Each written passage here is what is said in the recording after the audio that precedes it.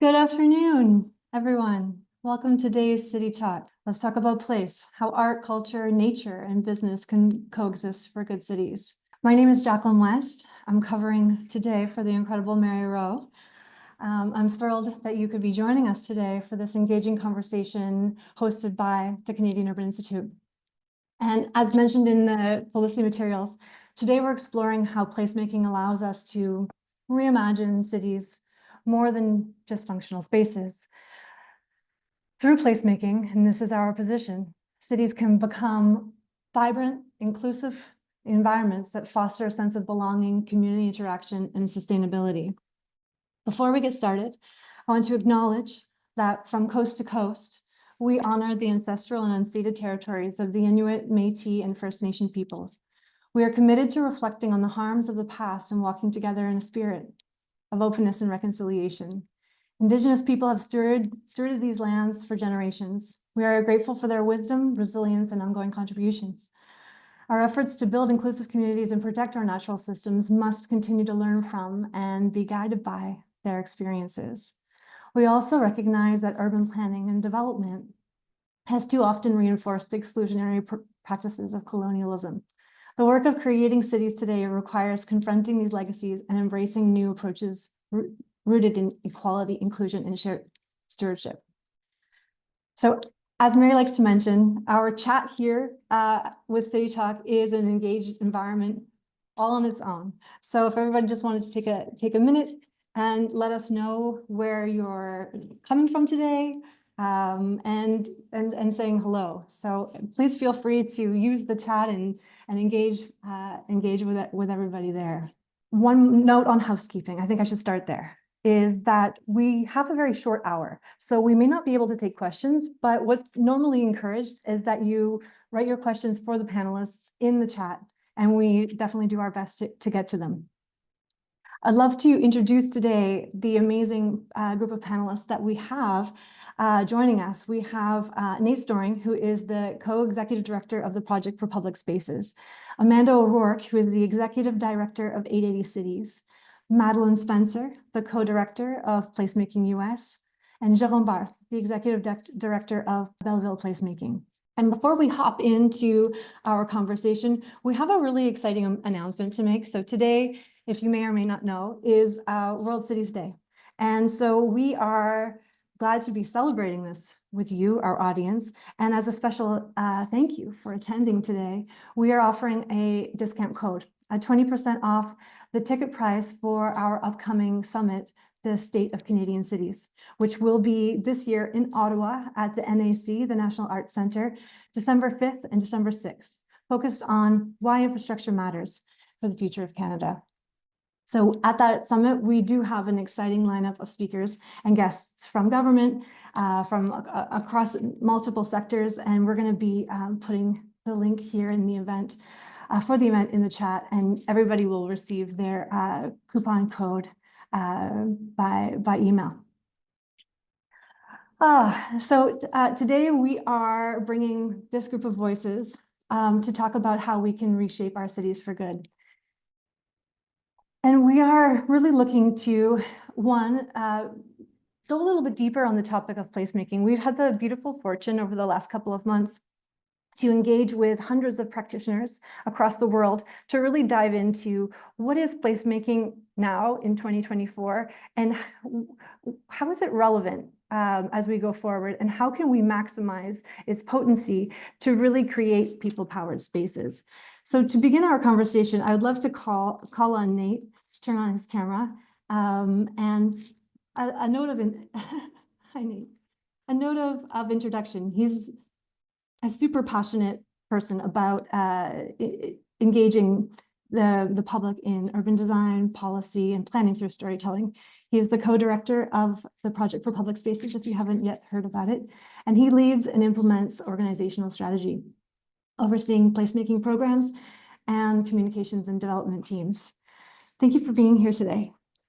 Thanks so much for having me. I'm excited to have a conversation about placemaking. Brilliant.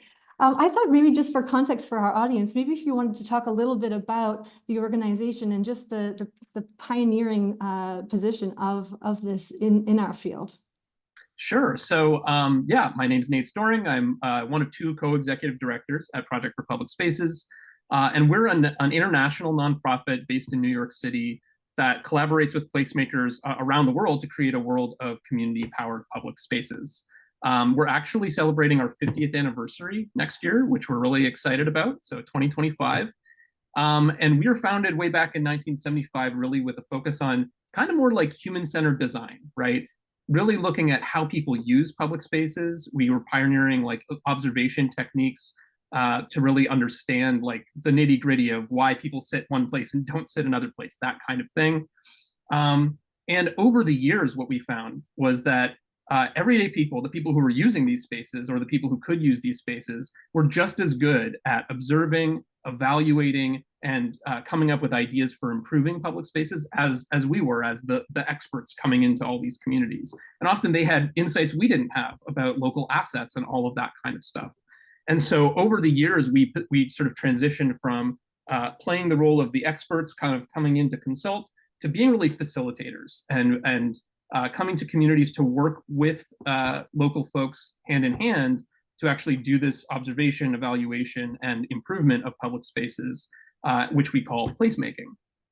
So we really sort of helped popularize the idea of placemaking. It was a term that was floating around a lot in the sort of 80s and 90s, and we helped kind of popularize it through several publications, our training, online resources, and really working with this sort of emerging group of practitioners to bring it to the forefront. And today we continue to do that, but through some of our convenings, for example, like our International Placemaking Week conference. So that's a little bit about us. Yeah, thank you so much. I am really keen to know a little more about the Project for Public Spaces, and what do you see as your key priorities in expanding the world of placemaking? And are there specific types of investments or partnerships that you really believe would be critical to take placemaking to a new level? Yeah, for sure. So whenever I talk about placemaking, I always like to take a step back because it's kind of this jargon term, but I do think it is a really meaningful term, and it's important to kind of ground it in some background. So I always go back to a definition of the term from this book, The Art and Practice of Building Communities. And in the book, the authors say that placemaking is the way that all of us as human beings are just transforming the places in which we find ourselves into the places in which we live, right? It's the way that a house becomes a home. It's the way that our workplaces evolve around us, even to kind of make them more useful, more meaningful to ourselves. It's Halloween. It's Halloween today, of course. It's actually a great example of placemaking. It's like people know how to transform their environments to make them meaningful, useful, fun, exciting, all of that sort of stuff, right? The problem is, and this comes back to your question, is that our urban systems are really not designed to unlock that potential that we all have, that experience that we all have in placemaking. So when we think about the way our planning works, right? Public process, when we think about development, when we think about funding, when we think about governance, all of those things are actually kind of stacked against that sort of creative participatory process that we all actually know how to do, right? So just to give one example, public process, public participation, it's often set up in an adversarial kind of way, right? Where a vision is already being proposed to the public and it's a yes or no. That's really, those are your options.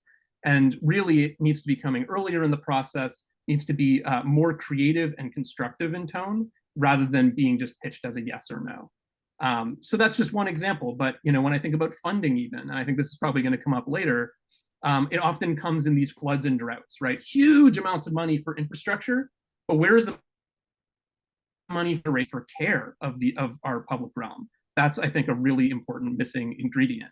And so in our work, we're always trying to create model projects that demonstrate a different way of actually doing this kind of work and improving our public realm, providing training to all sorts of people, whether you're a designer or a planner, a public official, anyone really, a funder, and then also the peer learning opportunities and research to kind of continue moving the field forward. That's really interesting. I'm curious just to take a quick hint. When you say peer learning, what does that evoke for you? Yeah. So, for example, I did mention our Placemaking Week conference, which we just held our last one in June in Baltimore. It's a really amazing event. We had over 600 practitioners coming from all around North America and the world.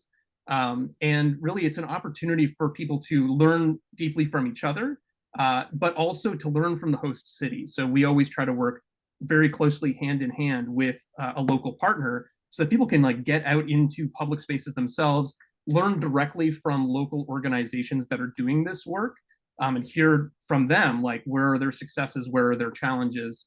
And those are always really important learning opportunities, and we're always exploring new options for that. We recently launched a Market Cities network, which is an opportunity for market managers and also folks that support that work to connect with each other, and try to learn how to better the public policy that supports markets and the kind of best practices around management and governance and all of that. So we are cooking up some additional new ideas in that regard, but I probably can't say any more about that right now. Fair enough. Thank you. And that's one thing that's really fascinated me about the world of placemaking is that it is very network led. And I think that's a nice segue actually to introduce Amanda O'Rourke, who is joining us from Toronto. Amanda is the executive director of 880 Cities, and 880 Cities is a not-for-profit based in Toronto, and it's an organization that's built on this sort of very beautiful, simple concept that cities are planned, built, and managed thinking about the needs of children and our aging population. So it's this idea of 8 or 80.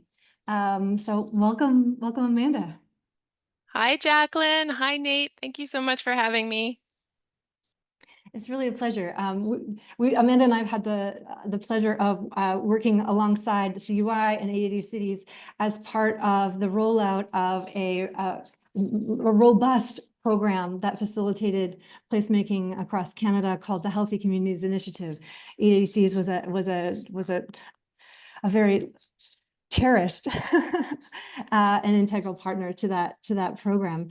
Amanda, I love the way that 880 thinks and talks about placemaking. I was just curious if you wanted to maybe kick off and talk a little bit about that definition. Yeah, I'll try to. Nate, thank you so much for starting us off on such a great footing. And I have to say, happy almost 50th anniversary. I myself have been the benefit of the wonderful placemaking, education, and resources that Project for Public Spaces has put out there. I attended How to Turn a Place Around training like 20 years ago, which like just blew my mind and still inspires me to this day. And so just connecting it back to that ongoing learning and strengthening the connection of people in place. That is, I think, fundamentally how 880 Cities also really thinks about placemaking. I really like the thing that really sticks out to me when I think about placemaking and defining placemaking, which is always like a big topic. Um, the fundamental aspect of placemaking to me is that it's ongoing and never finished and it's iterative. And in a way, placemaking to me is always like this kind of ongoing conversation, an ongoing method of thinking about how to strengthen the connection of people and place.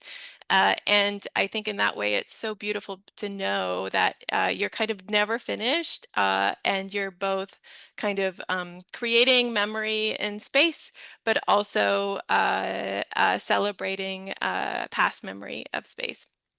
So as a nonprofit organization, practically speaking, while our mission is to ignite action and challenge the status quo to create those healthier, more equitable and sustainable cities, like we did with that big rollout of the program in collaboration with the Canadian Urban Institute, focused on pandemic response and how to actually activate public space in the midst of a pandemic and support healthier communities and healthier placemaking. Um, Practically speaking, we place is kind of our medium. So while we are thinking about city building at this high level and thinking about what kind of cities we're building and who we're building them for.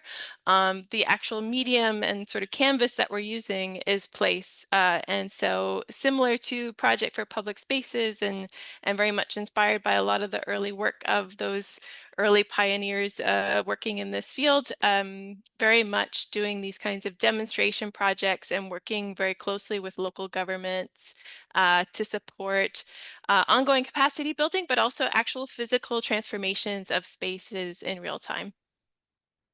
Ah, beautiful. Thank you. And and still on the topic of the Healthy Communities Initiative, how do you feel a program and a project of a scale like it was, the sort of emergency response put right into the hands of communities and brought to life through animating spaces? What would you say were some of the lessons learned, some of the outcomes that were seen and almost like noted through that project? Yeah, I mean, I think the biggest thing for us coming out of that big collaboration were the relationships developed. And I think fundamentally, placemaking is very much relational. So when we're working really closely with either local governments or with community organizers and grassroots community advocates, it's really about using place as a kind of organizing vessel to strengthen relationships that actually further that social impact. So we for sure had all of these wonderful measures of success, and we go through a process when we're supporting many of the grantees that receive funding to animate public spaces or implement their projects. A lot of our work centers on helping people identify measures of success and tools to measure the impact beyond the sort of traditional methods, which are usually just capturing real estate value, or they're capturing, a very specific economic lens. We're looking at, social connectedness, sense of belonging. We're looking at social trust and figuring out ways to kind of measure the impacts of those kinds of projects on those key measures. Yeah, beautiful, man. I think in the portfolio of 880, you've been able to, coming from the not-for-profit sector, coming from, a Canadian base. I'm wondering if there are other projects or other impacts that you've been able to note whereby these intentional efforts with creating place and hearing from the community what is desired from that place. What have you seen that you think that we can take to decision makers and stakeholders about the value of investing in placemaking? Oh, we got so many numbers, Jacqueline. I, I And love I think data. that's so it's so important because I think in general, there's the old adage, what gets measured gets managed. And certainly while placemaking and the impacts of placemaking are sometimes harder to measure. So you're looking at, happiness and social trust and social inclusion, and you're looking at physical activity levels, or you're looking at civic engagement. So these measures are harder to measure, but they're not impossible to measure. And we certainly can see that from the animation of spaces, and certainly also from very much at the outset, connecting community involvement and community leadership and building capacity at the local level also strengthens those relationships and the capacity to steward places in the longer term. And I think that's where we really, there's a lot more to do, and I think a lot uh, bigger return on investment that we often, I think, underestimate Mhm. is just those sort of relationships and additional capacity that certainly from the Canadian Healthy Communities Fund, we know leverage so many new relationships and Yeah. new folks that maybe didn't identify themselves as placemakers per se, that got brought into this beautiful tent of the placemaking community.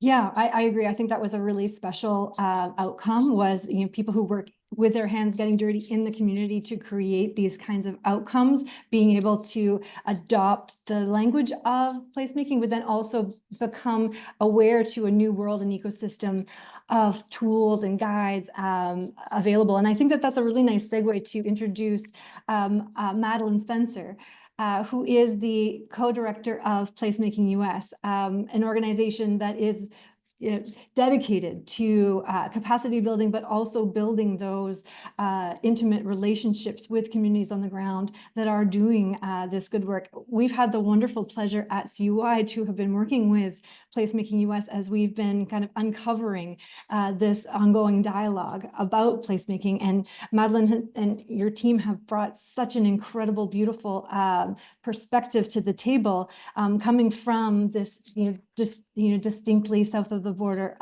perspective. So, hello, Madeline, welcome. Hello, thank you for inviting me. Thank you to the Canadian Urban Institute and also all of the cohort, Jacqueline, Nate, Amanda, and Jerome. I'm excited to be here today. It's really a pleasure. Madeline, I'm wondering, from your experience, how has placemaking emerged as that response to some of the maybe design and social challenges of our modern urban environments? So like, what are some issues that placemaking might directly address? Well, just to start, I'm going to put myself in place. I was sitting in the middle of a square in an Etruscan city where I am right now.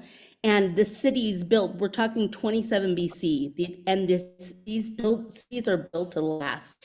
And in that square, it has the church, it has people around. There's a group of elders that I watched the other night, and all of the women sat in one area and all the men in another, and they were all watching in the middle square as children played. And then all of the women, when they got up to leave, linked arms and they walked together, the elder women walk together home. I haven't seen anything like that except kind of in the movies or in images. And it's like a radical thing for me to see that.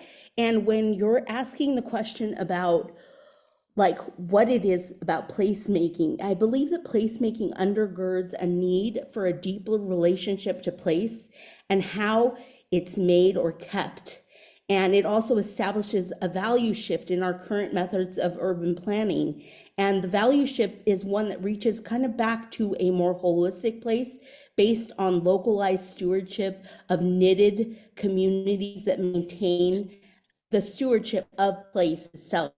And I believe that this is a reaction really to like the Federal Highway Act and divided, siloed, zoned for use cities that are no longer multi-use, that are car-centric and Right. not pedestrian friendly at all. And these spaces are controlled, our spaces for socializing are controlled. And I think that we've even seen that over time we have these spatially segregated cities, and as social creatures that need each other, that need connection, that need love, that need to have bonding experience and friendliness, I think that more than ever, we really need to be able to facilitate and foster the reconnection of communities through space and through placemaking. And one other thing that I think is really important is that we're seeing that 50% of the globe is currently moving into cities. And one of my questions that I've always held is like, how are we all going to live together harmoniously in public space? And it's something that I'm constantly trying to understand. And one of the beautiful things about placemaking is that when people come together and they do this kind of barn raising activity of like really looking to whether it's painting murals in a city, whether it's building out a tactical urbanist like a central corridor where they are putting a mandala on the street to make it safer.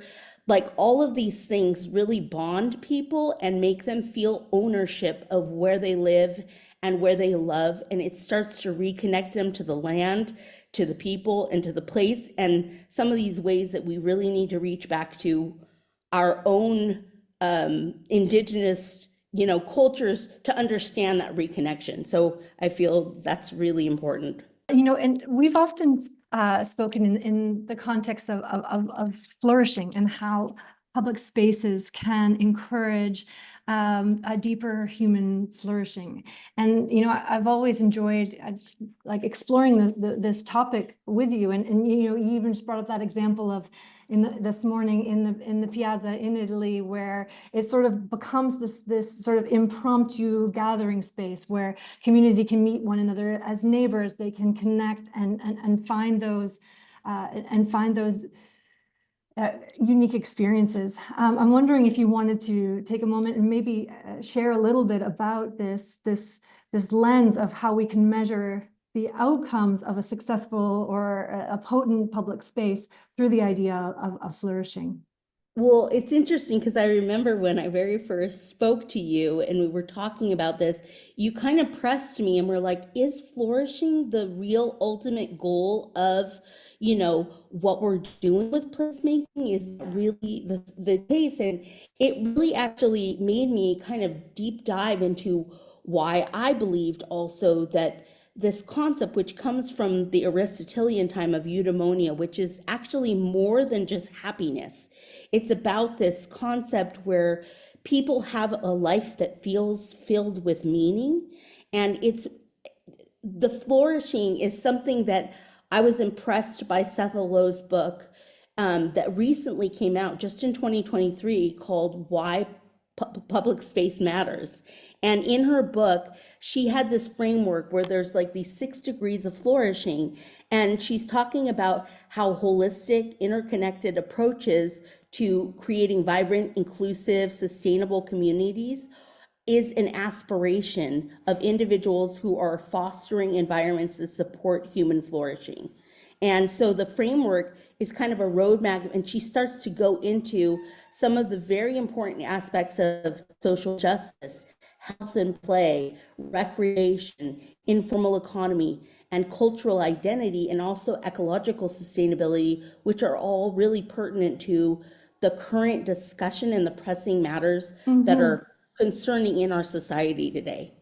Yeah, amazing. I'm wondering if you could, expand on what does that actually look like in a community context? Like, is there an example whereby specific interventions in the name of placemaking have encouraged some of these outcomes that is described by this framework?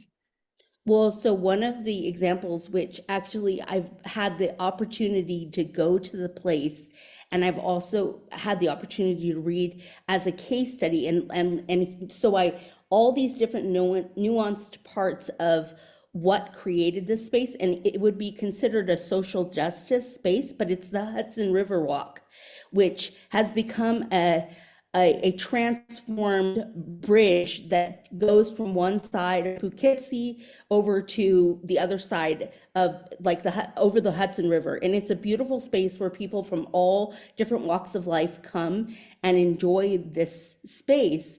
But what's interesting is the community had to fight to actually preserve the space as what it was. And so that's the part where the social justice piece comes in, where communities are saying, no, we'd like to keep this and we'd like to make it something very viable for all of us, for a healthy environment so that we can walk the space, and also that's open to everyone to be able to be included in the space. And it's become a beautiful place to go and see the river and both sides of the city from like way above. And so that would be a really good example. Yeah, and I can imagine how that really encourages a sense of belonging and ownership and identity for the community, having stood up and really made their demands known to city stakeholders about how important it was for there to be a co-imagination around what that space could be. I'm tempted to shift it. We're in the New York examples. We'll speak to Jerome Bath, who's joining us from Brooklyn, New York, who is a partner at a placemaking firm called Belleville Placemaking. Jerome. Hello, Jerome. Thank you for having me. Oh, it's And thank you to beautiful. all the great speakers before. I'm going through what they're saying, okay, what's left for me? But it's very compelling. Ah, beautiful. Well, just to give a little context of where Jérôme is coming from, he comes from the worlds of public space management, placemaking, urban revitalization, with experience at the Bryant Park Corporation, Times Square, and recently taking on a series of Canadian place projects. That's right. Again, we're so happy to have you. I'm also excited to have someone who's coming from the more of the outside of the not-for-profit sector, and coming from Belleville Placemaking, which is a consultancy that is really bringing this work into the development sector. And I'm wondering Right. if we could sort of like spark the beginnings of our conversation around funding, because as this field of placemaking is evolving, so are the models that are able to fund and sustain this work. Wondering if you wanted to maybe take a minute to paint the picture of kind of what emerging, or maybe they're not so emerging anymore, but what are funding models that you're seeing that can support the growth and ongoing management of incredible public spaces? Thank you, Jacqueline. And I feel a bit conspicuous being the only for-profit actor here, but I hope that my not-for-profit background will give me enough credit in the eyes of our audience.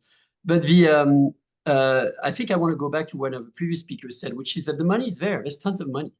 It's just that it is really these big buckets for capital money typically get sunk into massive redesigns and reimaginations. Some of them very well done, very well inspired, some of them less so.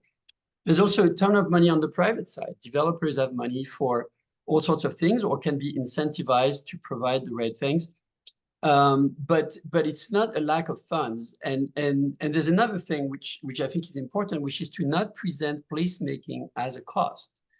Placemaking is an investment in a higher quality product that typically will be cheaper to maintain over the long run and offer higher returns, both for municipalities, for developers, and greater happiness. Everything that Amanda was talking about, everything that Madeleine's talking about, the joy and the sense of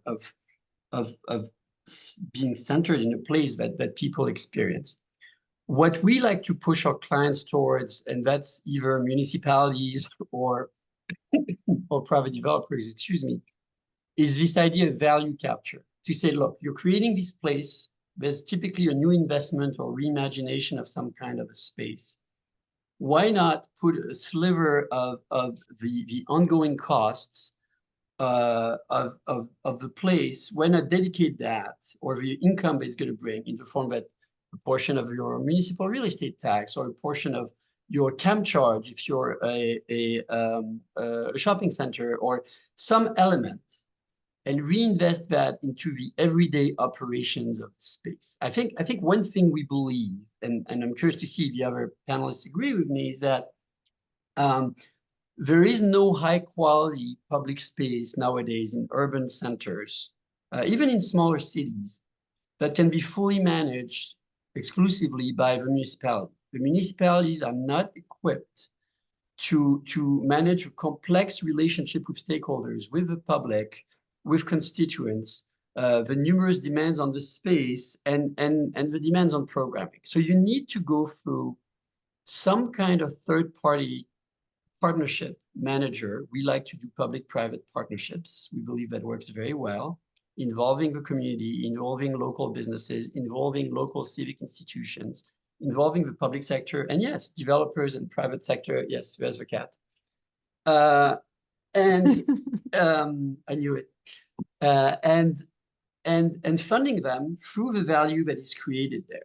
And if you put that in place at the beginning of a project, if you put it into the conversation about not just how we're going to build this, but how we're going to take care of this, it's a lot easier to get the buy-in from all the actors to make it happen. Jérôme, I'm curious to know, how does that differ from like a BIA, for example, that is collecting funds to bring programs and animation to a main street? Fundamentally, it doesn't. I mean, a BIA is a mechanism to do this. All BIAs have different charters and different ways of funding themselves. And it's more about the BIA, in this case, embracing the mission of delivering quality space for people besides very core services. There's all sorts of these, I think I've worked for like 5 or 6 of them myself.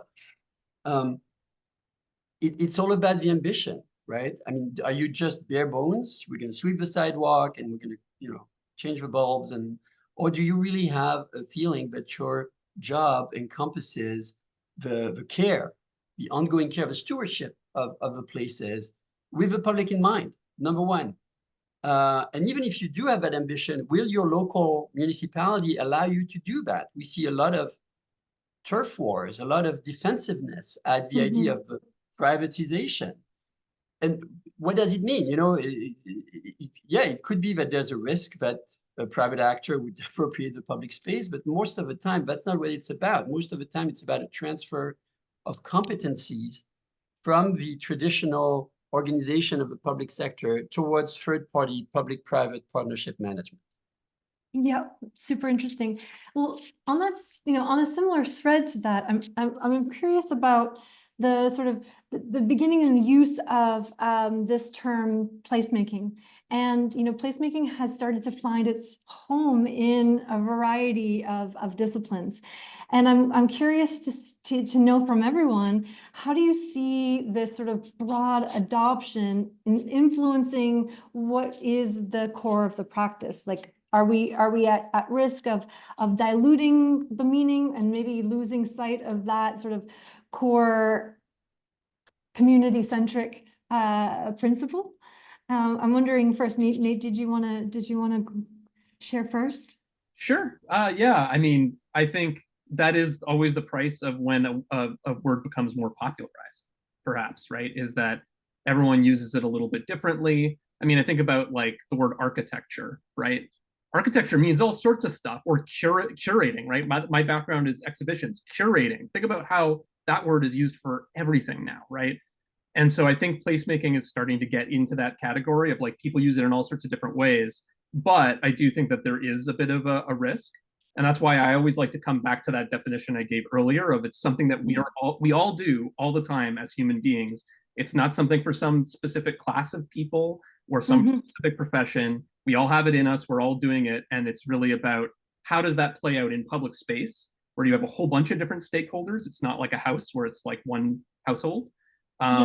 And how do our systems and our professions interact with that practice of placemaking? But you see it with developers, planners, architects, marketing engineering firms, like all over the place. And so I do think we always, as people who do try to center the community in that practice of placemaking, I think we always need to be pushing that part of it and reminding people that if someone says they're doing placemaking and the community's not involved, it's not placemaking. Fair enough. Yeah, I mean, that goes back to what you were sharing, Amanda, about sort of the experience through the Healthy Communities Initiative, was that people who are doing community work being, kind of being invited and included in this placemaking movement, and them finding a network, a mentorship, and access to tools and funding in so doing. Exactly. And I think the placemaking movement is strengthened so much by having folks, especially, for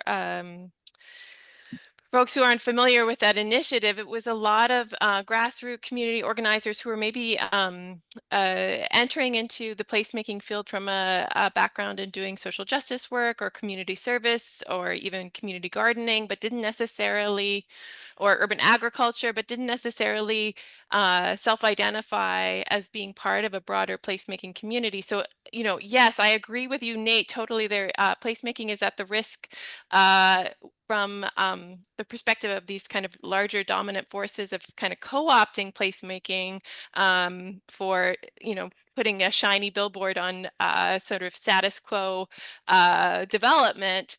But at the same time, placemaking is also enriched and enlivened from a lot more interest coming up from the grassroots advocacy work and social justice movements, and which I know has been very much fundamental to the movement from the beginning, but certainly from our our Canadian Healthy Communities experience, people who were frontline service providers didn't necessarily connect with that term of placemaking, even though they were doing it and practicing, many of the principles that we see connected to the placemaking movement in their daily interactions. If I can just build on that for one moment, one thing that we've found is that when people do discover that word, sometimes it's a source of belonging because they find other people who are doing work that they were doing and they just they didn't know the word that connected them. And it's also a way to access resources because there is not a huge amount, but there is funding out there for placemaking, like grants that you can use to do this work. And if you know the language, then you can access that stuff better. So that's the flip side of it becoming more popular. And for the benefit of our CityTalk audience, which tend to be quite a proportion of city builders, of policy experts, and so on, I think it's important that we sort of, I think, go a little bit deeper on this idea of how the economics of a place can be tied, or the economic vitality of a place can be tied with really effective place-oriented developments. I here in Montreal, I have the beautiful pleasure of working in the Quartier Spectacle, which is our central entertainment district. And it was, the genesis of reserving this place for culture at the center of Montreal was 80 cultural organizations standing up to say what we really want is a place, not a precarious place, but a place where we can be celebrated, where we can showcase, and where we can have a platform to really showcase the cultural vibrancy of Montreal to our residents and then to the world. So it prompted a summit, a conversation, and then a $220 million investment that has now yielded a $4.1 billion return 20 years later. So I'm curious, I know that's a really extreme and large example, but I'm wondering, from each of your experiences, have you seen where placemaking initiatives have been able to help local economies and in some ways strengthen a community resilience? Madeline? It's interesting because I went for the question earlier about the term. I really think that it is the thing that's pushing placemaking out into the world is funders. And the truth is, like, when the NEA started saying that they're going to fund placemaking, like, all these people wanted to put the term placemaking in their work because I feel like it's a very political thing. And so it's part of what drives people, maybe even to be exploring the term for the first time. And I had seen that before, especially in nonprofits, where the word collective impact was being used. And then everybody wanted to say, we're doing collective impact work. And one of the things in our process about starting to actually define kind of typologies, I really do believe, and it's because I wasn't sure at first, and I was okay with like this ambiguity of language, but I'm starting to recognize more and more that I do think that having a typology and a shared language about it helps us to provide more nuance to the terms, because placemaking is very broad, and urban tacticalism falls in, and creative placemaking falls in, and work that is what are some of the other, like, even technology is a brand new area, and how it's actually embedded into cities. Like, so the thing is, I'm just saying, like, it's really important that people can understand, and also helps them to be able to share from the ground up with policymakers about why their community could be better for them if they have a language to share with them to get policies passed, and then the funding can come from different places instead of it just being funded by philanthropy or some of the places that it's currently being funded.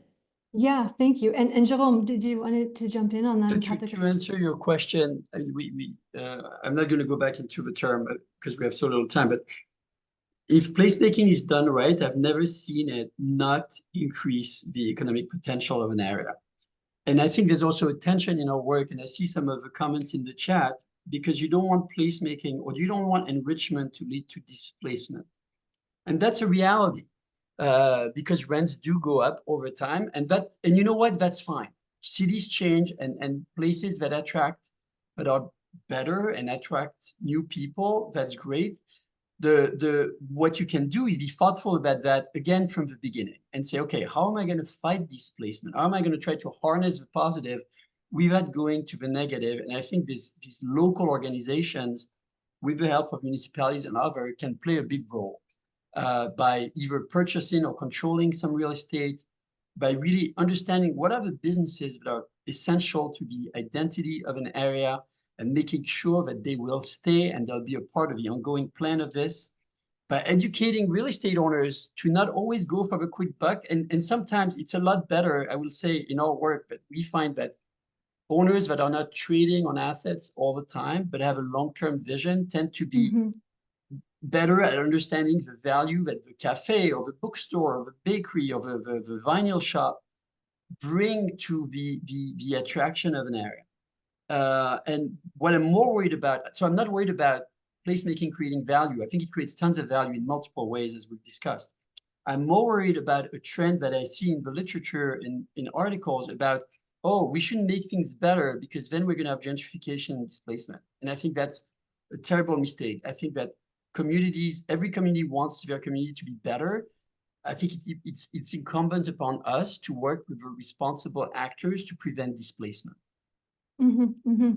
Yeah, and it was actually you, Jérôme, that introduced me to the work of Majora Carter, and I think that Right. it's an interesting, I find, perspective on this idea of not dissuading the amelioration of spaces, but to really to welcome it, but make sure that really like fruitful dialogue and interaction with the community is present.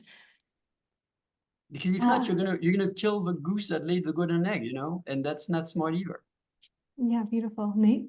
One thing I wanted to add, though, I think that's maybe a bit of a challenge to this is like if there are very few maps that actually show you all of the BIAs, the parks conservancies, all of these various what I call a place governance organization that is spread throughout a city. But when you find them, there are huge swaths of our cities that don't have them, right? That's right.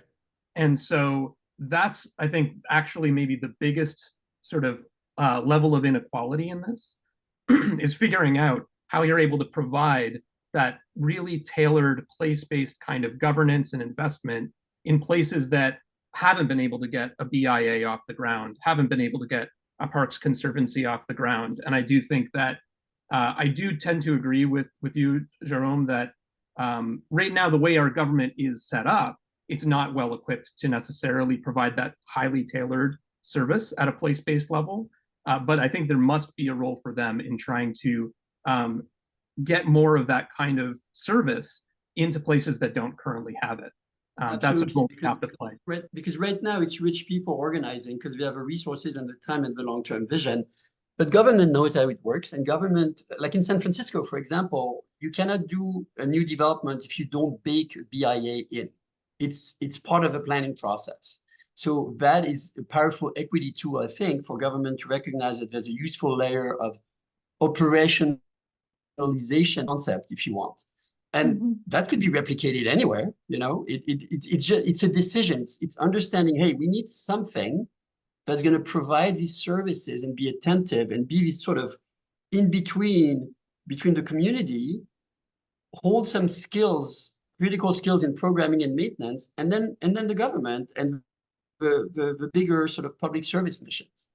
Yeah, interesting. One result that came out of the research, I'll come back to you in a second, Madeline, but one of the results that came out of our deep dive into the complex topic of placemaking across so many people these last couple of months led us to uncover a series of policy best practices and funding innovations. And so as time goes on, we'll look to share those more with this audience and others.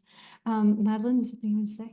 I just wanted to mention the High Line effect, which we've seen in New York, that is a public space that is created for the public, yet because of that public space, all of the rents went up like over 200%, and there's billions of dollars that were created, which ends up privatizing the public space because of the consumption that's going on around it, and makes the amenities for only some people, or it's become a place for tourists. And I'm very concerned about that, because I don't know how public trust, when you add these beautiful amenities so that people can be healthy and have certain things in space. I think it's a real challenge just to even think through how that works. And is it going to be like land trusts, and what is it going to be that is going to help us to shift our values? Because a lot of times, even the idea of the way we currently take in resources and the externalities end up being felt by the community afterwards, rather than understanding the public need democratically across, like, and equitably across, for everyone in cities. Like, there needs to be this reassessment of what our values are and how everybody deserves these things. Anyway, Yeah, I just Amanda? wanted. If I could add, thank you, Madeline. And I just want to, again, pulling us back to this sort of city's perspective, which is sort of the space that we occupy. So while we are thinking about public space, that we have to acknowledge place doesn't exist outside of these broader structures of cities, and these, like, structures of governance and administration. And so what we really want to think about, as Madeline mentioned, is what I think so powerful about placemaking is it also asks us really important questions about how we want to live and what we value. So do we want to live in cities where people can have access to great parks and public spaces, everyone? Do we want to live in cities where people, like children, can walk to school on their own, or enjoy trick-or-treating and meet friends on the sidewalk? Do we want to live in a city where people feel like they can age in place or have independent mobility? Like, these are the big questions. Place is a very tangible way for us to see it and experience it. But at the same time, this is within this bigger structure of city building, and we need really strong public sector leaders. Like, we need mayors and directors of transportation and parks and recreation. We need them to also demonstrate really strong leadership, as well as the private sector. To your point, Jerome, we really need to have these conversations about place, but not within these like little equity islands or quality public space islands, but within the broader spectrum of again, to Madeline's point, knitting this all together in a broader conversation about how we want to live and what are cities for, and who is it good for. Yeah, well said, Amanda. Thank you so much. Yeah, and I think that this dialogue isn't just about learning best practices. I think it's really about envisioning the kinds of cities we want to build and sharing practical pathways to make those visions a reality. If we're, on the topic of today, like bringing art, culture, nature, and business into the ecosystem, just maybe to each person, is there a final thought on how the practice of placemaking can help us get closer to the types of cities we would all love to live in? Nate? Sure. Well, I mean, I think what I would say on your question of, like, bringing all of these different ideas and sort of causes to the table, I do think that that's one of the strong suits of placemaking, right? It is, I can't remember who said it, it might have been Madeline, that it's a holistic process almost inherently. It's, as our founder Fred Kent said, when you focus on place, you do everything differently, right? As soon as you start walking into a public space, right, you start seeing how all of those different puzzle pieces fit together, right? You can't separate transportation infrastructure from greenery, from how things are funded, from how things are governed. It's all mixed together in a real place. And so when you bring all of the stakeholders to the table and get them out in that place and talking to each other, that is placemaking, and that's how you bring in nature and business and culture and all of those different ways of seeing the city. So that's Thank my you. closing argument. Thank you. 1 minute each. Madeline, then Jerome, then Amanda.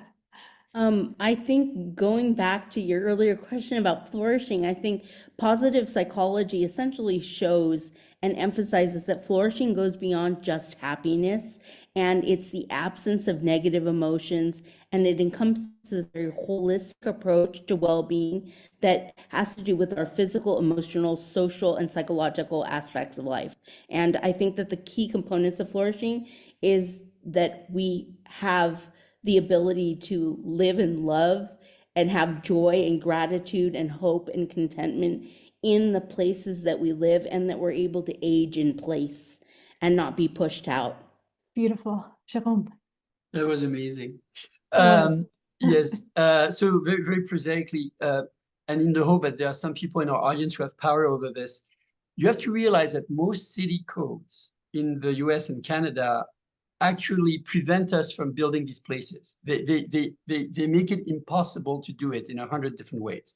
And so reimagining city codes and rules so that you center place on as an objective would be a huge thing. And then the second one, and I'll just pitch for my own team here, is to say, look, whenever we have this project, the big question, one of the things that drives us to mediocrity is to not have an answer to the question, who's going to take care of this? You need someone to take care of it. Just like you know that your home, your house that you made into a home will not stand if you're not there fixing it every year. Same thing with public spaces. Ongoing management. Amanda. Unmute. I'll be really quick. I think fundamentally placemaking is a process. It's not about just outcomes. Yes, we get really great outcomes from good placemaking, but fundamentally, placemaking is not a product. It is a process and an ongoing conversation and iterative approach. Brilliant. Well, thank you to everybody for joining us for today's City Talk. Thank you for being part of this journey today. And we look forward to continuing to explore how cities can be shaped by this beautiful practice of placemaking. So merci beaucoup. Thank you so much for all being here, and wishing you a beautiful afternoon. Thank you, Jacqueline, for hosting. Thank you. Thank you. Bye.